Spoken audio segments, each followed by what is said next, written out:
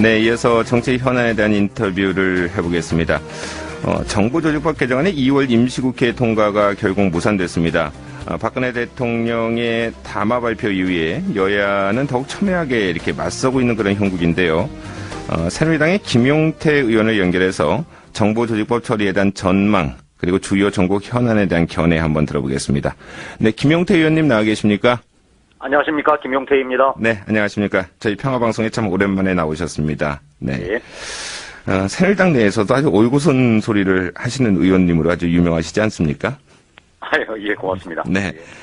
2월 지금 임시국회 회기안에 정부조직법 개정안을 처리하겠다는 당초 계획이 지금 무산이 됐는데요. 예. 이에 따라서 식물정부를 좀 우려하는 목소리가 점차 높아지고 있습니다. 우선 말이죠. 이 문제 어떻게 풀어가야 한다고 보십니까? 대통령이나 국회가 새로운 정치 환경에 대해서 현실인식이 부족하고 전혀 적응을 못하고 있습니다. 네.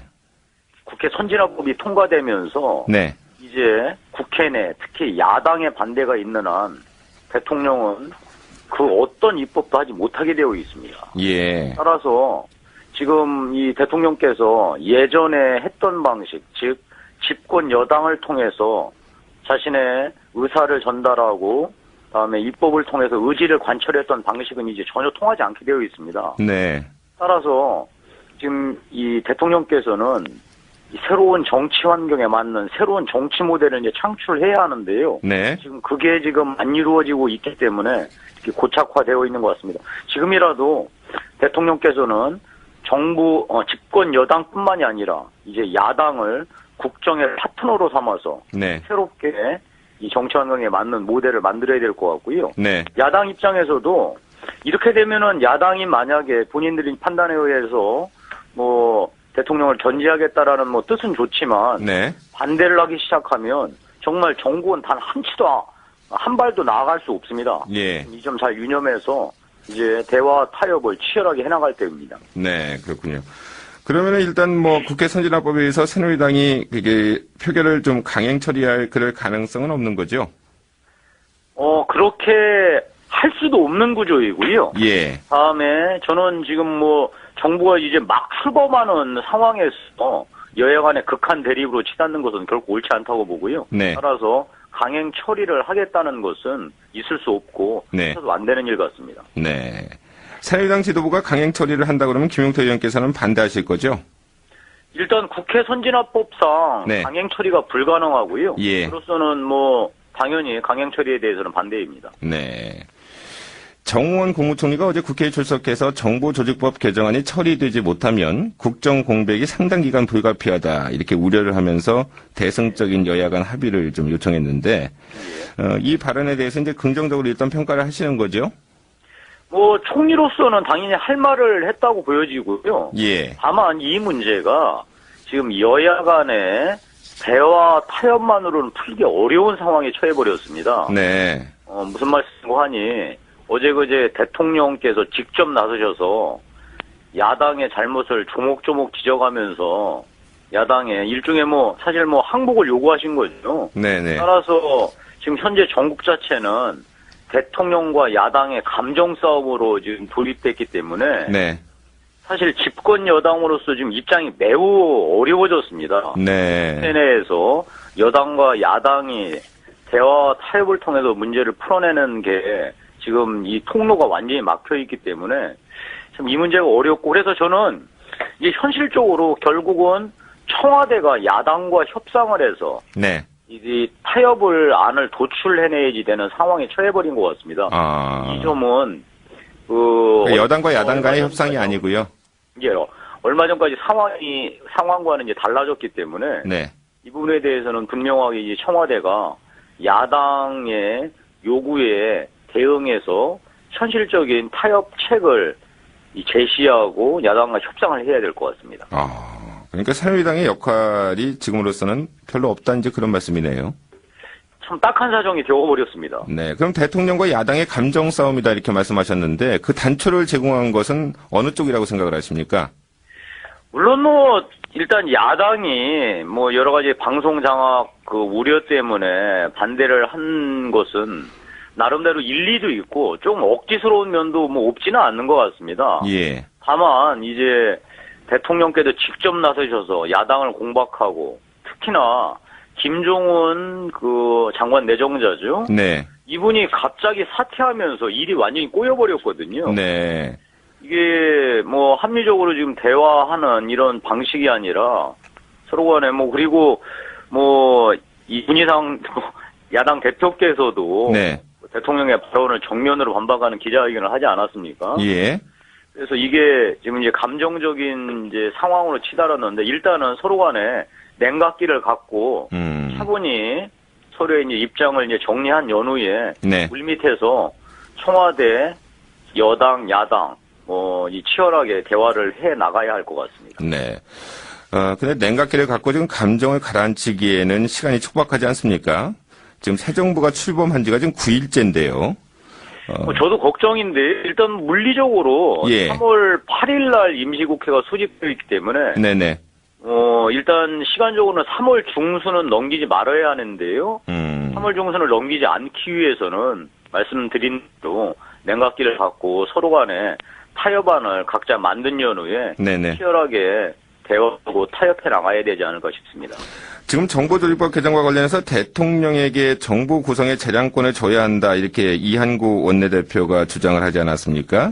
예. 근데 이에 대해서 이제 민주당의 우원식 원내수석 부대표는 새누리당에는 협상 재량권이 거의 없고 그래서 용수철 정당 같다 또 이렇게 얘기했는데 의원님의 견해는 어떠세요? 뼈아픈 지적입니다. 네. 동의를 하시는 건가요? 예, 사실 뭐 불과 얼마 전까지만 해도 네. 그 여당하고 야당하고 사실 그 뭐 여러 가지 비판은 받았지만 그 치열하게 대화하면서 상당 부분 이제 합의점을 찾아가고 있었거든요. 네. 뭐 거의 90% 이상 합의를 찾아서 이제 쟁점을 거의 한두 개까지 좁혀놓고 이제 막판 타결을 하려고 하는 시점이었는데 네. 갑자기 이제 김종은 장관 내정자가 사퇴하고 대통령도 강력한 어떤 이런 야당을 비판하면서 직접 이 무대에 등장하시니까 네. 갑자기 이제 집권 여당 입장에서는 할 일이 딱히 없어져 버린 매우 네. 딱한 상황에 이제 처한 거죠. 네. 여당의 존재감이 없다라는 언론의 이제 비판도 사실 저희로서는 뭐 듣기 싫은 소리지만 네. 뼈아픈 지적으로 수용하지 않을 수 없을 것 같습니다. 네. 박근혜 대통령 같은 경우는 뭐 한 15년 이상 이렇게 국회의원을 또 하신 분 아닙니까? 예. 국회 사정을 좀 누구 못지않게 이제 잘 아시는 분인데. 예. 근데 또 한 가지 문제가 이제 박근혜 대통령이 지금 취임 이래 절반 정도가 이제 공식 일정이 지금 없는 상태여 가지고요. 예. 지금 뭐 신문에서는 또 이틀에 한 번꼴로 이제 쉬는 셈이 됐다. 예. 심지어는 뭐 태엽 대통령이다 이런 말까지 지금 나오고 있는데 예. 어떤 장고를 좀 하는 걸까요? 아니면 어떤 구상을 하는 걸까요? 어떤 타협책을 좀 내놓는 그런 모습일까요? 뭐 대통령으로서는 이제 답답하시니까 일종의 무언의 시 아니겠습니까? 네. 정권을 향한 저는 뭐 대통령의 그 절박성, 이 답답함을 충분히 이해할 것 같습니다. 네. 그러나 제가 모두의 말씀 올린 대로 예. 정치 환경 자체가 예전하고 완전히 바뀌었거든요. 네. 그러니까 야당이 국정의 발목을 잡고 있다라고 비판하는 건 우리가 뭐 당연히 할 소리죠. 그러나 야당의 반대가 있는 한 국회에서는 제대로 된 입법을 할 수 없다라는 것이 뭐 국정의 효율성에 비춰봤을 때 매우 안타까운 일이지만 이건 현실입니다. 네. 이 새로운 현실에 어떻게 적응해 나갈지는 이제 대통령으로서는 매우 어려운 과제이자 꼭 풀어야 할 숙제거든요. 네네. 이 점 잘 유념하셔서 야당을 국정 파트너로 삼아서 어떻게 대화 타협을 해 나갈지 새로운 정치 모델을 이제 만들어 나가야 하는 중요한 시험대에 선 것 같습니다. 네. 이제 쟁점으로 좀 들어가서 질문을 드리겠습니다.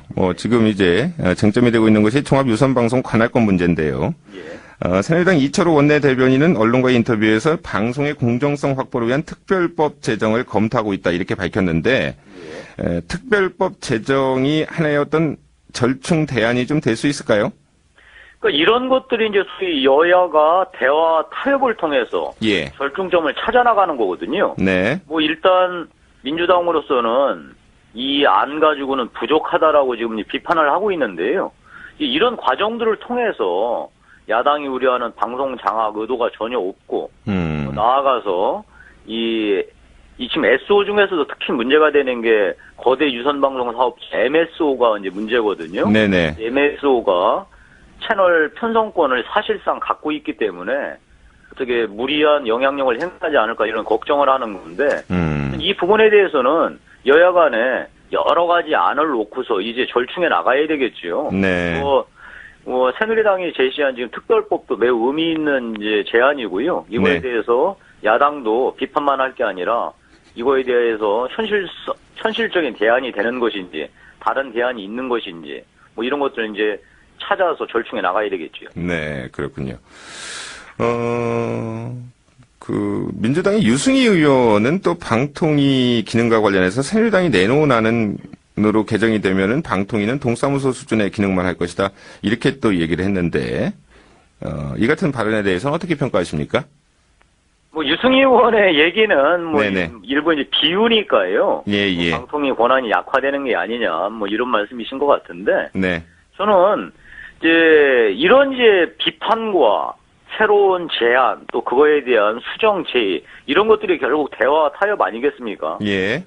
저는 이제 여야 간에 특히 청와대까지 또 나서서 서로 간에 제안을 하고 역제안을 하고 해 나가면서 결중점을 찾아 나가는 모습이 새로운 정치 환경 속에서 우리가 어떻게 현명하게 국정을 끌어나가느냐에 중요한 어떤 모델을 만들어 나가는 과정일 것 같습니다. 네.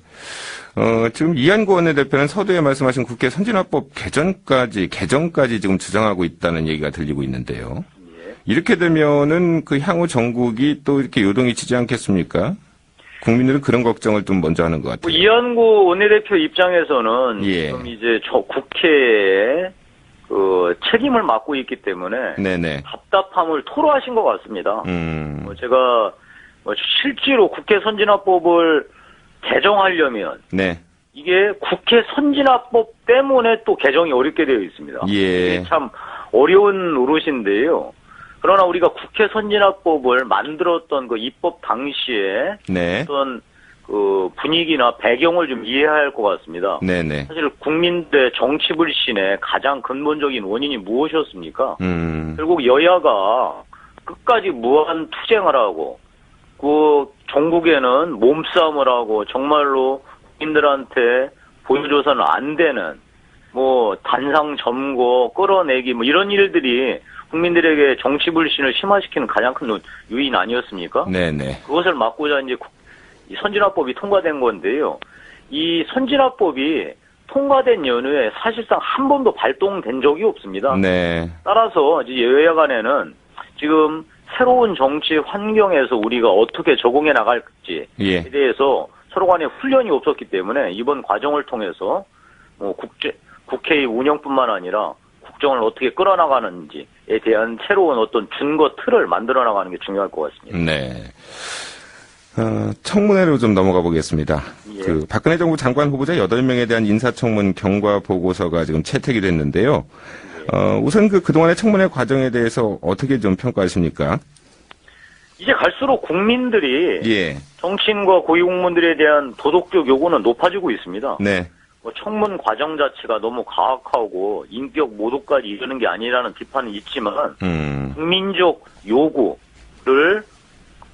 요구와 시대적 대세를 이제 되돌릴 수는 없습니다. 예. 저는 그런 의미에서 이 청문 과정은 보다 더 엄격하게 나아가는 것이 시대적 추세이고 이거에 대해서 이번 청문회 과정들은 나름대로 의미가 있었다고 봅니다. 네.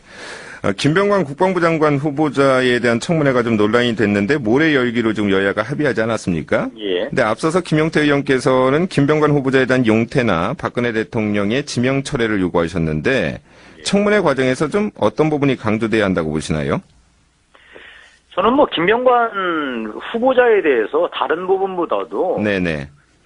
방산업체도 아니고 무기 중개업체에 근무했다는 사실 자체가 예. 과연 국민들 입장에서는 국방부 장관으로서 직무를 수행하는 데 있어서 걸림돌이 안 되겠느냐. 저는 그래서 국민적 검증 높이를 통과하기 어렵겠다라고 하는 이제 높아심에서 말씀드렸던 건데요. 네. 하여튼 여야 간에 청문회를 하기로 합의를 했으니까 김병관 후보자는 본인이 무기중개업체에 근무했다는 사실이 국방부 장관의 직무를 수행하는 데 있어서 전혀 하자가 없다는 것을 분명하게 증명해내는 이런 자리가 돼야 되지 않겠습니까? 네, 그게 증명이 안 되면은 이제 자진 사퇴하고 지명 철회까지 해야 된다. 이제 그런 말씀인가요?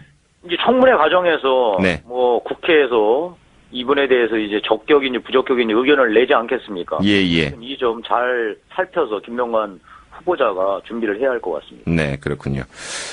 마지막으로 요즘 또 정치권에서 관심이 모으고 있는 것이 이제 안철수 전 대선 후보의 4월 재보선 또 출마 여부거든요. 예. 안 전 후보의 어떤 재보선 출마에 대해서 우선 어떤 견해를 갖고 계십니까? 정치권에 던지는 충격파가 상당할 겁니다. 예.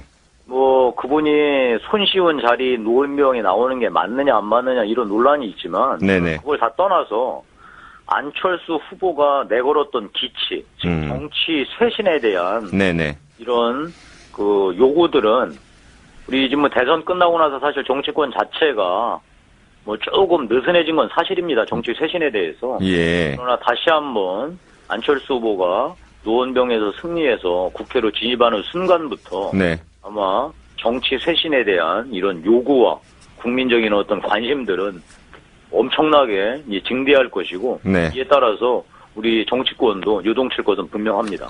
정치 쇄신에 대한 요구와 관심이 높아지면서 정치권이 요동을 칠 것이다. 네, 이런 또 예상을 또 해주셨는데 야권 후보 단일화가 좀 초미의 관심사인데 그 가능성이 좀 있다고 보시나요?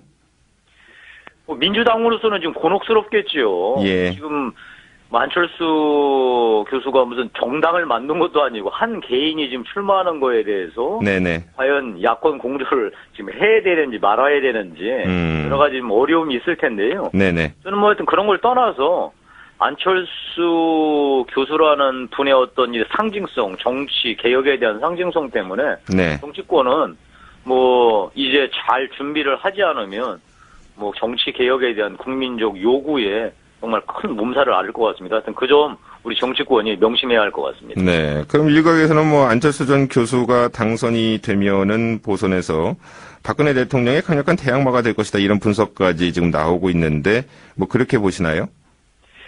뭐 당장이야 그렇게 되겠습니까마는 예. 일단 안철수 후보가 네. 정치개혁을 기치로 해서 국민적 관심과 신망을 모았던 것은 틀림없는 사실이었거든요. 지난 대선 과정에서. 예. 따라서 이게 선거 과정이 아니라 일상 정치 과정에서 안철수 후보가 어떤 역량을 발휘할지는 모르지만 네. 하여튼 대통령이든 뭐 우리 여야든 간에 그 원활한 국정 운영에 실패하거나 네. 아니면 정치 개혁에 대해서 미적미적 할 때는 안철수 후보의 위력은 상당할 거라고 예상합니다. 네, 알겠습니다.